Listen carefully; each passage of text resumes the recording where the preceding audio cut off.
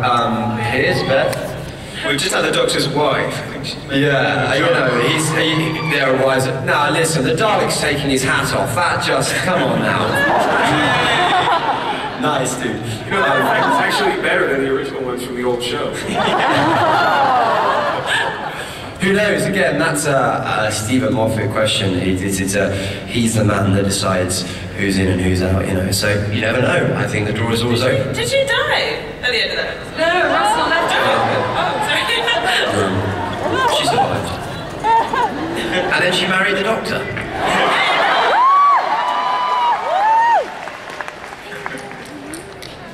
Which is weird. Matt, you are amazing, and Karen, you are my ultimate Ginge. So my question is, one of my favorite characters was the Dream Lord. I thought that episode was just amazing. He's a very interesting character, you know, got the dark side of you. So, will we see him again? Well, I mean, he's one of my favourite actors, Toby. You know, he's just incredible. I'd love to get him back.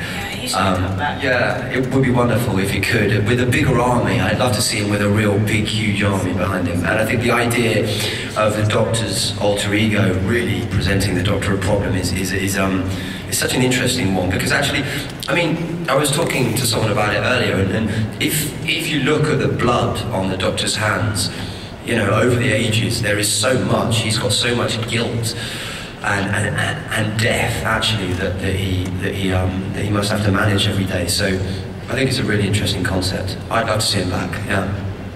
Can I ask a more mechanical question? Last night, weren't you guys at the Nerdist podcast last night? Will Wheaton was there, and Will was talking about driving the Enterprise, and he was talking about the buttons and how he sort of knew how Enterprise worked.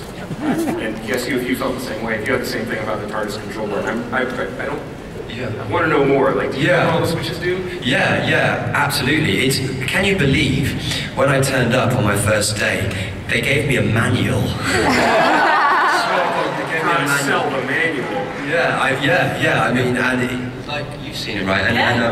And so I taught Karen how to fly it. We spend hours just fiddling around. But if you look at the if you look at the takes and stuff where I'm taking off and landing, it's always the same thing. I do the gear there, clink back the big lever with the lights, and then zip and brake.